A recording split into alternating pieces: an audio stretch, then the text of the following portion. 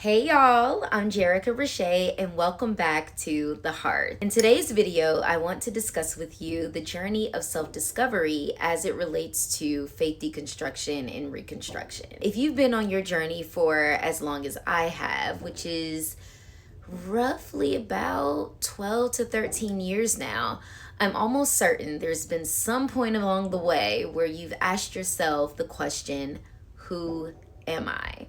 And if you're new to your journey, don't worry. Trust me, this question will find you. Just wait on it. Who am I is not usually the kind of question we ask when life is good, comfortable, fun, and predictable in all the best ways, right? We have our routines and we're sticking beside them. Now, it tends to be the kind of question that presents itself when the foundations and frameworks that we've built our lives on begin to shift, change, fall apart, the works. People who aren't typically raised in high controlled religious groups or fundamentalism tend to underestimate how truly destabilizing it can be to go through the process of faith deconstructing, as we often feel like we're losing our grip on reality as we know it to be.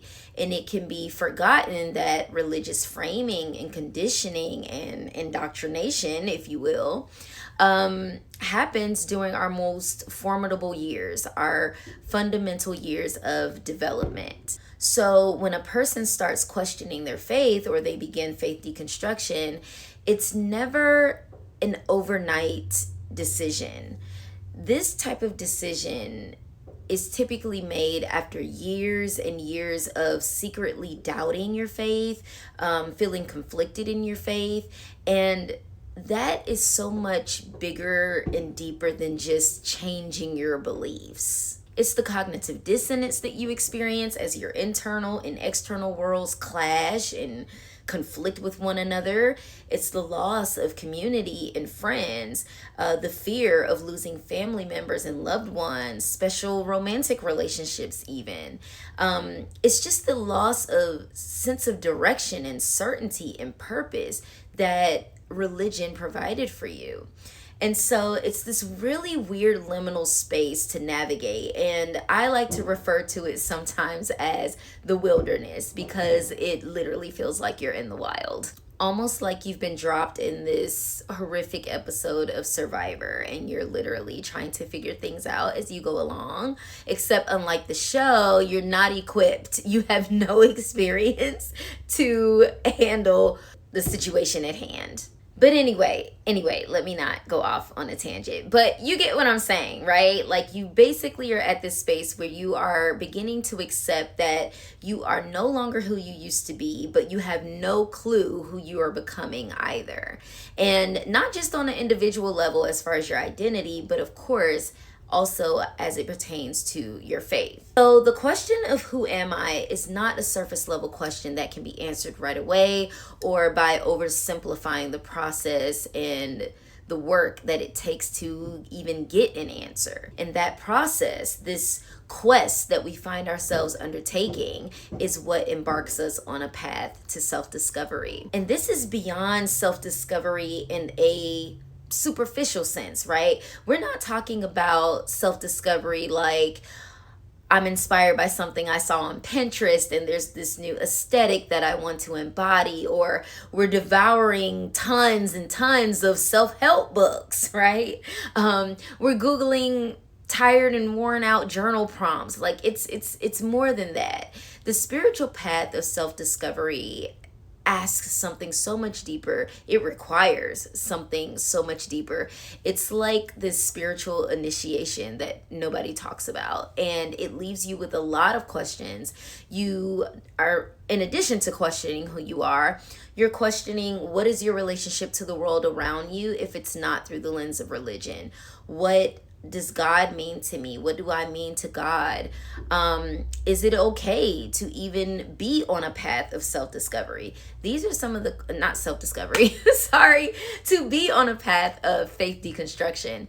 And these are some of those questions that we ask ourselves. And naturally, as a result of asking ourselves these types of questions, we also begin to explore what is it that makes me me? Because when religion takes up such a big part of your life, you do over identify and self identify as a fill in the blank, right? I am a Christian, I am a Buddhist, I am Muslim, or whatever, right? We over identify with religion a lot of the time, and it literally influences every aspect of our lives. So as we're asking ourselves these difficult questions,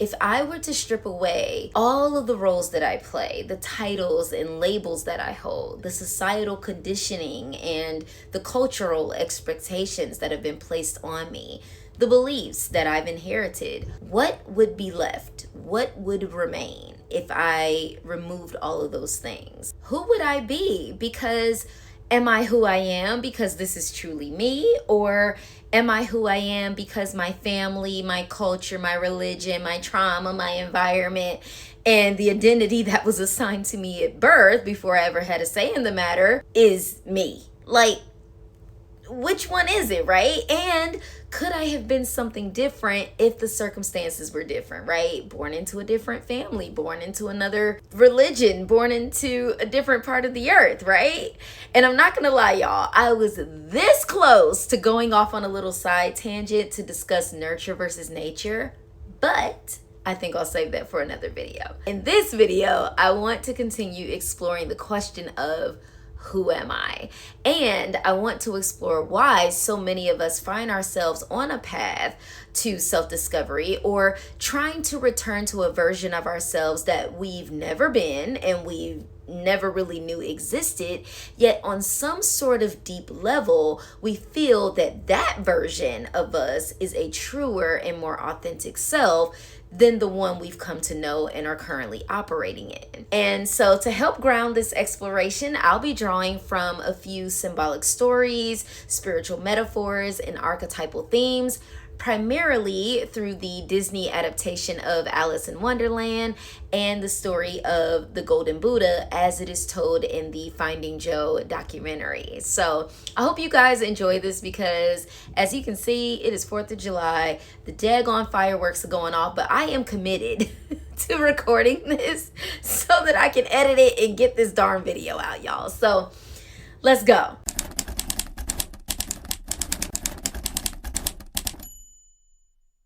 The search for the self and the journey of self-discovery is often birthed from a place of rupture. And I say this because typically the journey almost always involves change. And most of the time, we only feel the need to change when something that used to work is no longer working. The way we have come to understand life used to produce a certain result, or at least it gave us a certain sense of stability and security.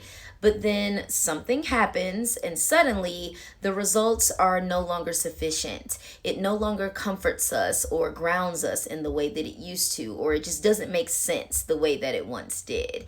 And I think that is often what grabs our attention.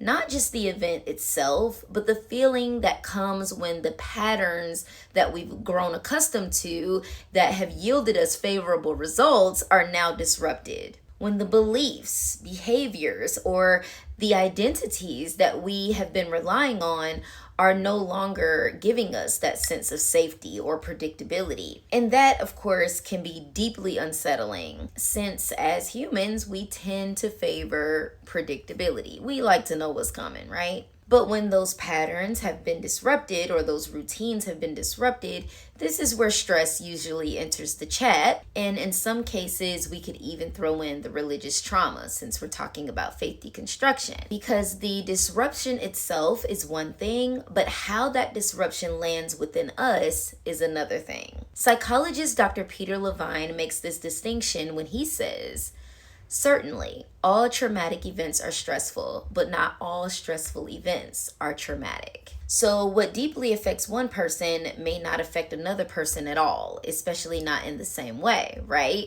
But when a disruption is significant enough to where it overwhelms our sense of safety, stability, or it negatively impacts our overall quality of life or well being, it changes us on so many levels, be it spiritually, psychologically, emotionally, neural pathways are forming, that sort of thing. Trauma expert Dr. Gabor Mate explains trauma in this way in his book, The Myth of Normal. What is trauma? As I use the word, trauma is an inner injury, a lasting rupture or split within the self due to difficult or hurtful events. By this definition, trauma is primarily what happens within someone as a result of the difficult or hurtful events that befall them. It is not the events themselves. Trauma is not what happens to you, but what happens inside of you as a result of what happens to you. Within the context of faith and religion, that disruption can be massively destabilizing because for believers, faith is not just one belief system sitting off on the sidelines of their life. Faith shapes their relationship with God, the sense of purpose, community, your family, your friendships, your morals, the things that we discussed earlier, right? It could even affect the health choices that you make, right? The career choices that you make, whether or not you decide to have children, etc. So when that foundation, the pillars of your life, begin to fracture, it can feel like multiple parts of your life are being disrupted all at once, because essentially they are. And naturally, when we feel that kind of disruption, we experience stress. A lot of it. And we want to find our way back to some sort of normalcy expeditiously. We want to understand what happened. We want to know what changed. We want to know why life is no longer unfolding in the way that we expected it to. We want to know what it is that we need to do differently in order to get back grounded again. And it is that seeking, that attempt to make sense of the disruption and to return to that inner stability that our self-discovery journey is birthed from.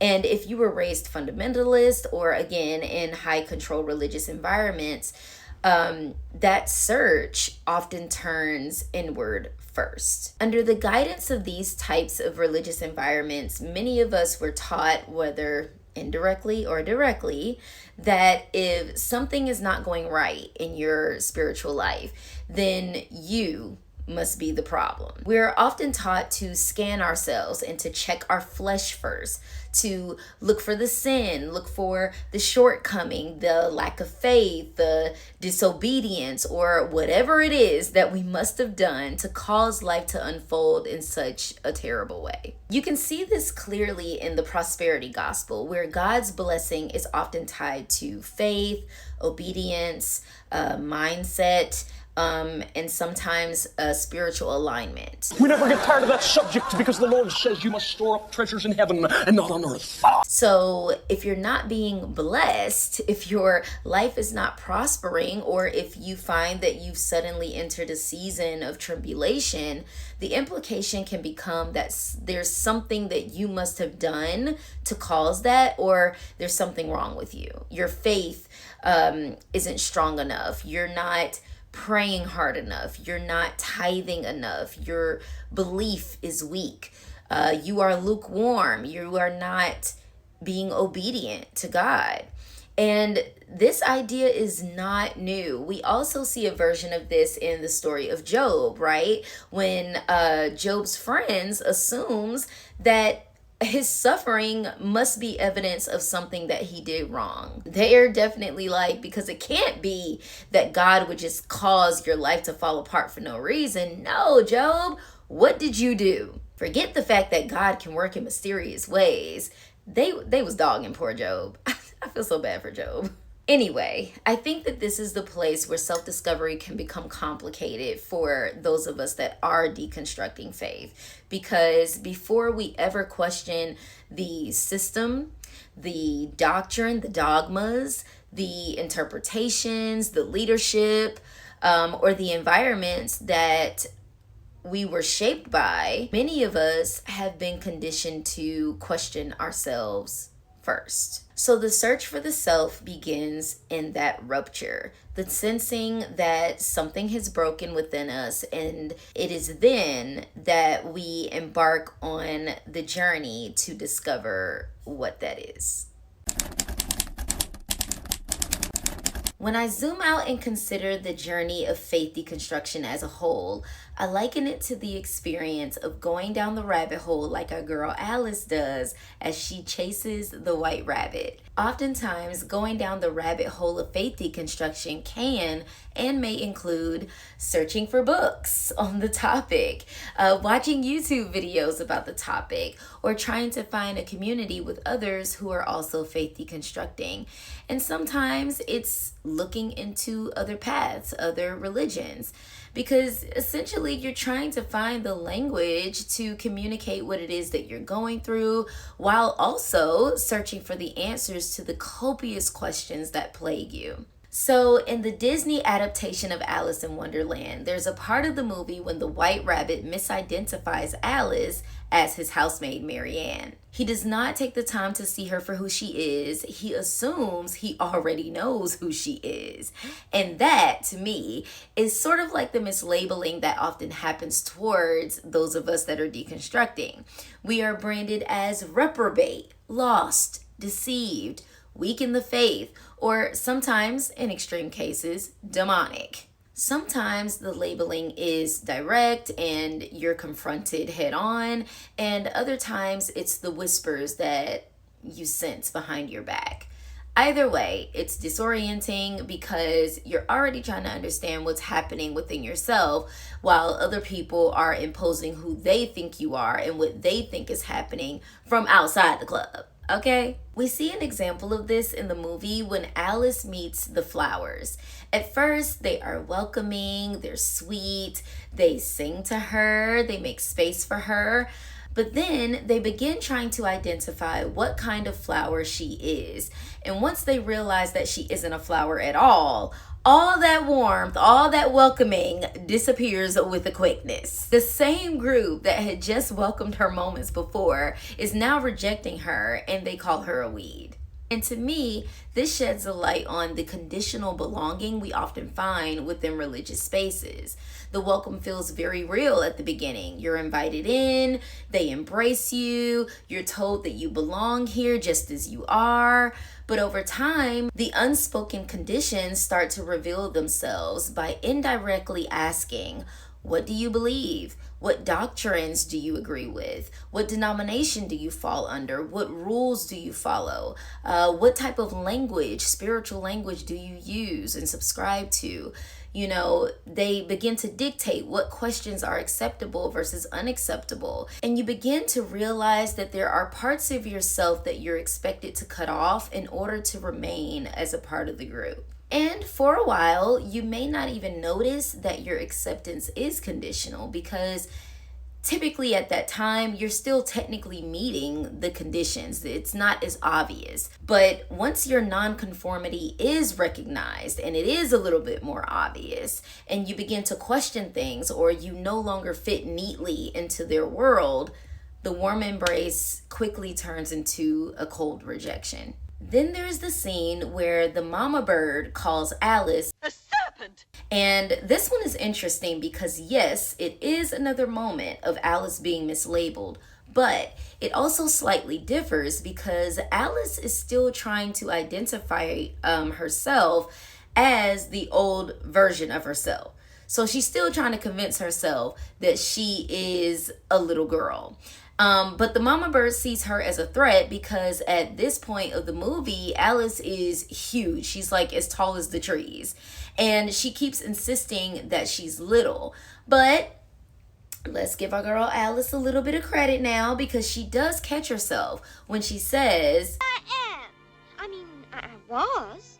So we do capture this little moment with Alice where she comes to the realization that what she's been saying on autopilot because of what she's used to, which is I'm a little girl, no longer holds any truth to it, right? And there's a lesson here, right? Because sometimes the issue is being mislabeled by others, but sometimes the issue is continuing to identify ourselves with a version of who we used to be, but no longer are. We hold on to those identities when we say we're still the same believer, we're still the same daughter or son, I'm still the same, whatever it is, fill in the blank, right? We're essentially trying to convince ourselves and others that we are still us. We're the same us.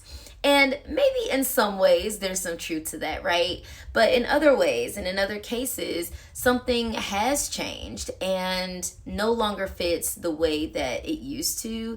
And we have to learn to be okay with that and to be comfortable living in that change. So now you find yourself in this strange liminal space, right? Other people's labels don't fit, the expectations of your faith community don't fit, and even your old understanding of yourself no longer fits. And that's where even deeper questions begin to arise. More than just, well, now that I've lost my belief or my belief system, what do I believe now? No, it's always deeper than that. Go, Libby. Okay, go a little deeper than that. I'm tripping, y'all. I'm tripping. It's late. The question essentially is, and we see Alice ask herself this question, who am I now? And that is exactly the question that Alice is confronted with when she meets the caterpillar. He asks her, Who are you? and she responds with, I hardly know, sir. I've changed so many times since this morning, you see. And then the caterpillar says, I do not see. Explain yourself. And Alice says she cannot explain herself because she's not herself, and that she cannot put it any more clearly than that because it isn't even clear to her. You following me? You with me? Okay, this is where the caterpillar's question becomes important, because when he asks Alice, Who are you?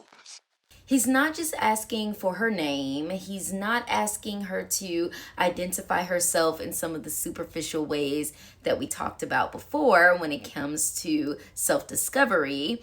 He's asking her, who are you when the old answers no longer work? Who are you? What remains when your titles, your labels, who you know yourself to be has been stripped from you? Who is left? And I really love the caterpillar in this movie because he does not comfort Alice in the least bit, okay? He does not help her in finding this answer. He really pushes her to do some inner reflection on that. Who are you when you've changed so many times that you cannot explain or identify yourself clearly to anyone else because you cannot explain or identify yourself fully to your own darn self? This is such a brutally honest picture of what it can feel like to be in the middle of faith deconstruction. Because despite being in that liminal space, despite being in the pain of separating from this container, this safe container that you've always known, people still want you to clearly define yourself. And not because it helps you. They want you to clearly define yourself because it helps them to feel more comfortable with you or around you. It helps them to decide what to do with you, how to treat you, and what to believe about you. Are you Christian or are you not Christian? Do you believe in God or do you no longer believe in God? Is this just a phase? How long is this gonna last, right? And typically this sort of pressure comes from, and pressure, y'all, whether it's intended or not, okay? I'm not saying that everybody has malicious intent, But this sort of pressure tends to come from those that are closest to us.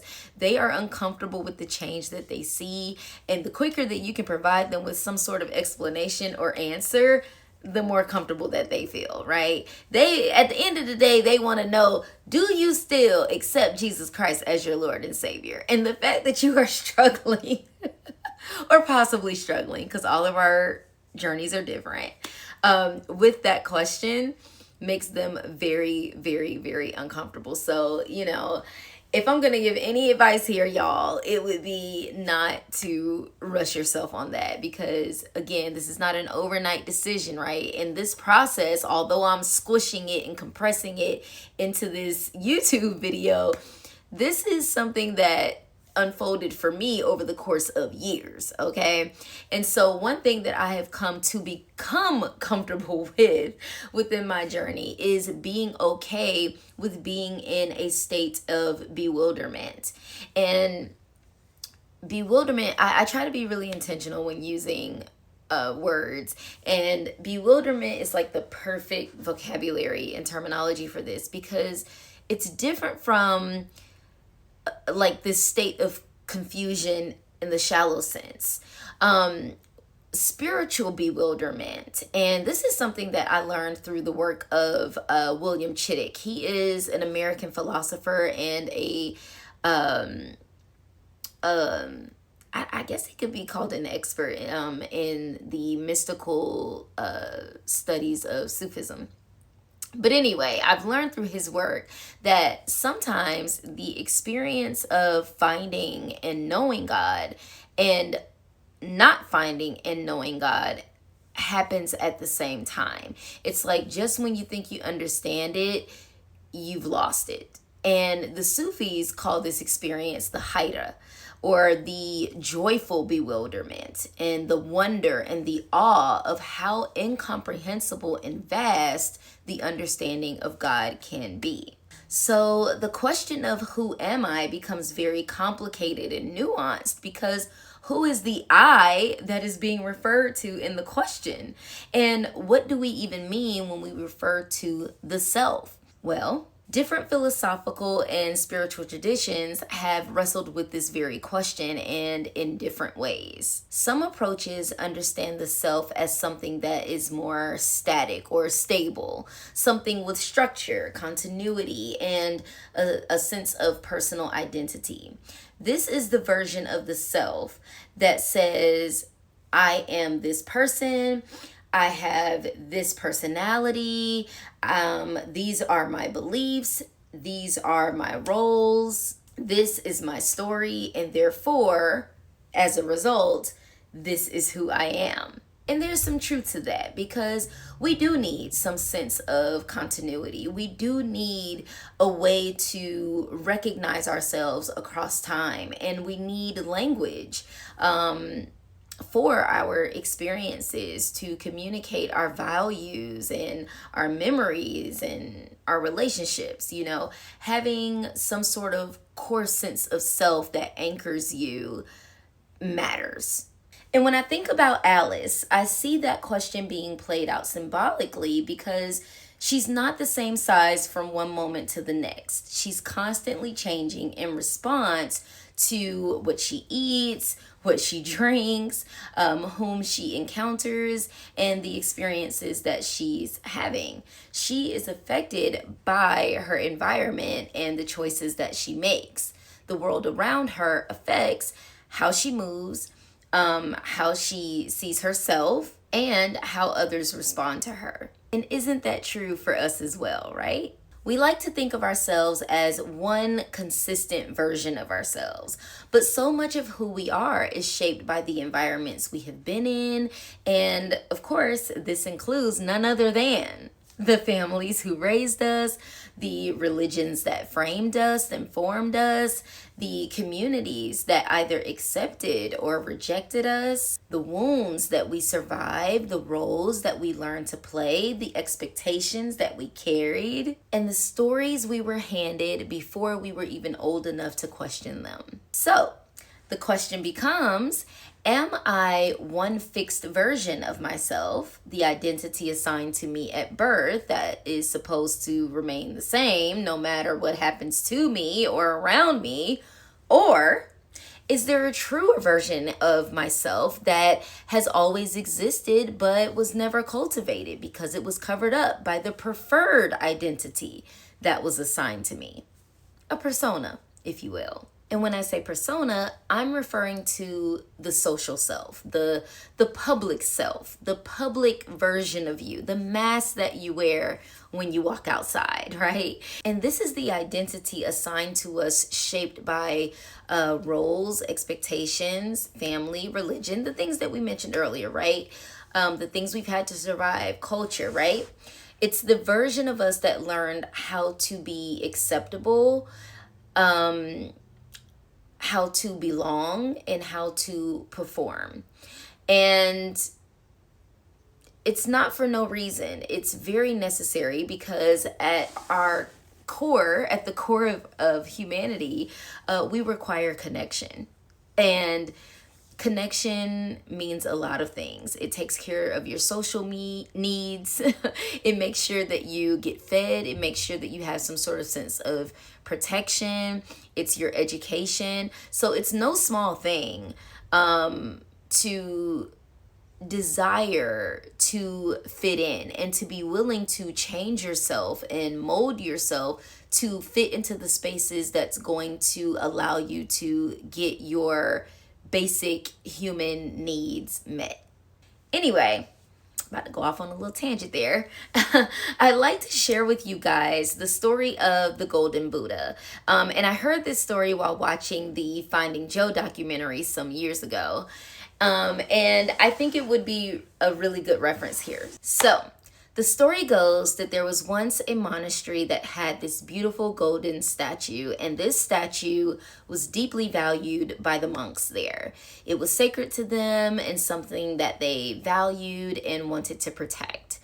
But one day, the monastery received word that a nearby army or a neighboring village was coming to invade the land. And the monks knew that if these invaders came in and saw this huge golden statue, that they would either want to, steal it, destroy it, strip it of its value, right? So in order to protect the statue, the monks covered the entire thing in like plaster, clay, twigs, mud, right? They made it look ordinary and invaluable. They wanted to make sure that it didn't look like anything worth taking.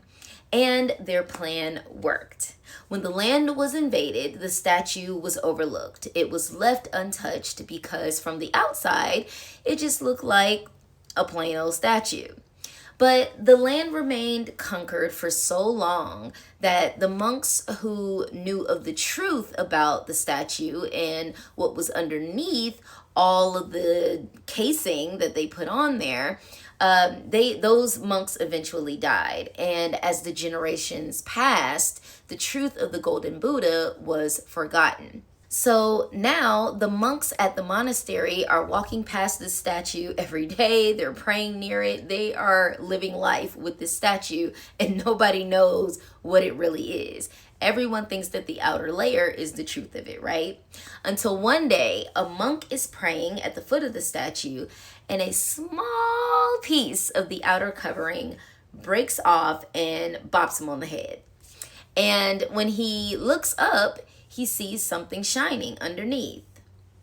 Gold, of course. So he goes and gets the other monks, and together they begin to chip away at the outer layer piece by piece, little by little, and they remove the clay and the rubble and the mud and the twigs and all that stuff. And eventually when they're done, what stands before them is a magnificent golden Buddha.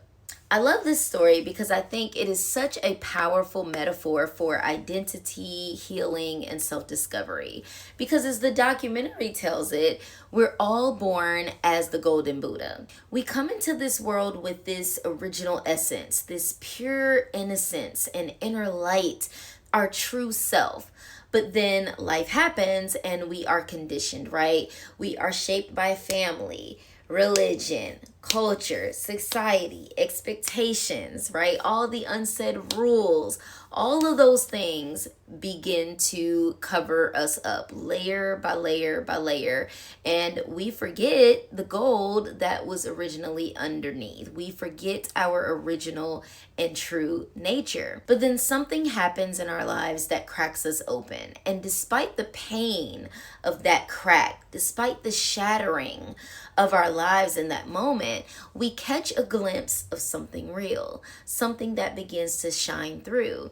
And because we've seen it, and then in this case, the gold, we cannot unsee it. So the journey becomes about chipping away at the rest of the casing that's been covering us up, right? Chipping away at all the things that are not us so that we can reveal more of what is us. I think the story of the Golden Buddha is a great way to consider one of the many lenses that we can use to understand the self.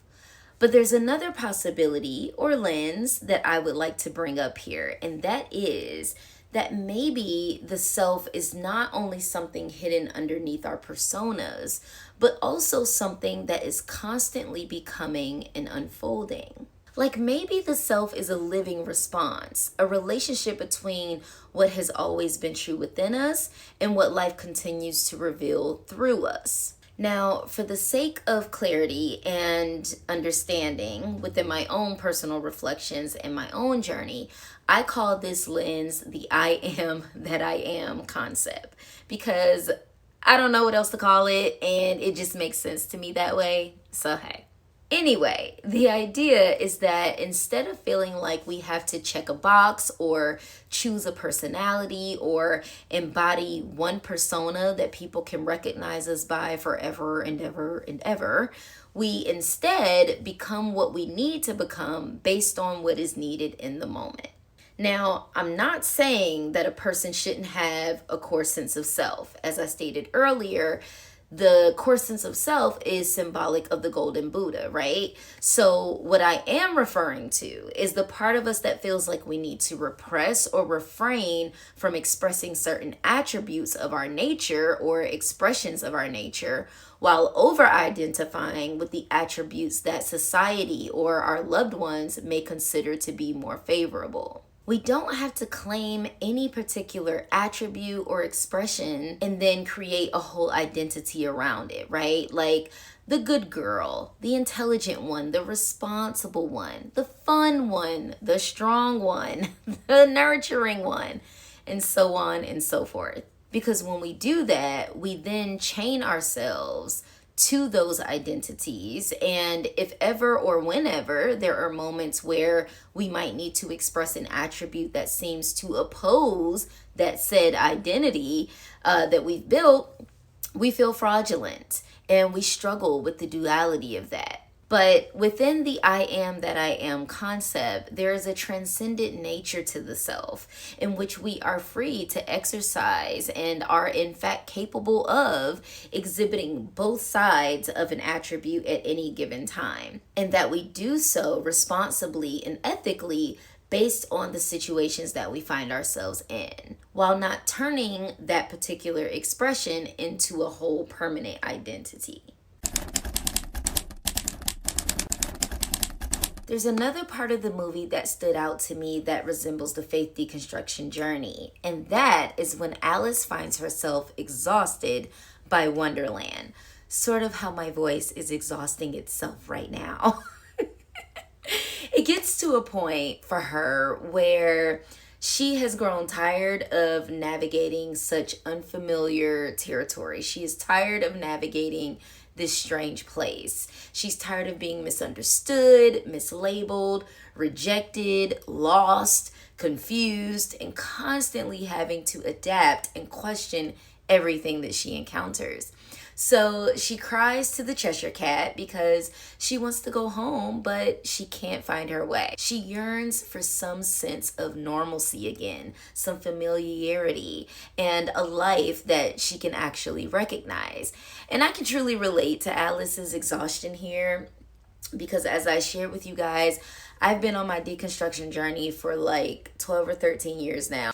And it was just last year, 2025, that I found myself yearning for some sort of spiritual stability and wanted to be spiritually rooted somewhere. Because, after a while, you do get tired of being the spiritual nomad. You're tired of always being responsible for finding all the answers to all of your questions. You get tired of trying to find a community that understands you and that you can relate to. You get tired of always navigating the unknown and the uncharted territory, the undefined. And so Alice's desire to go home reminds me of that moment last year where I too wanted a little bit more certainty within my spirituality. And that familiarity was Christianity, since that was the faith that I was raised in. But because of all the changing that I had done over the years and all of the knowledge that I had acquired, I couldn't really return to the version of Christianity that I had left all those years ago. And so I began attending an inclusive church. And this inclusive church was a church that was still Christian-centered, but a little bit more expansive. It was a spiritual community that welcomed and celebrated all of God's children, not just across different expressions and denominations of Christianity, but across different faith paths, religions, different cultures, races, gender identities, and sexual orientations. And for a while, it felt like home. It was familiar enough for me to recognize as far as the Christian-based teachings, but it was progressive enough to hold all of the growth that I had done over the years. And during that time, I was trying to look at old teachings, but through a new lens. And it worked until it didn't. But the whole point of me sharing that was to say that spiritual exhaustion is a real thing, especially when you've been wandering and trying to find your place within your spirituality while also trying to understand the person that you are becoming in the process. I think there's a heavy and weighted responsibility that you unconsciously take on when you decide to separate yourself from the religion you were raised in. And it's a heavy responsibility that can easily go undetected until you realize how exhausted and how tired you are. And that exhaustion alone can be reason enough to make a person want to run back to the religion that they left, just to escape the weight of the responsibility of it all, the weight of figuring it all out for yourself.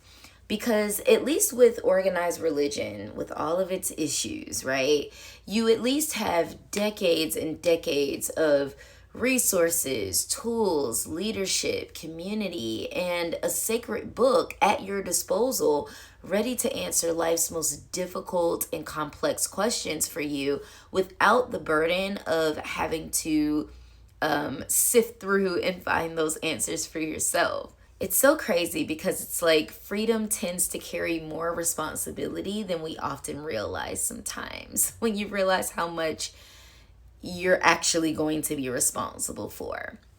But anyway, y'all, I was in that space that Alice was in for about 8 months, and I was trying to reintegrate back into Christianity, or at least into a version of Christianity that I could work with. But by the end of that 8-month experience, I realized how much I had truly outgrown that container.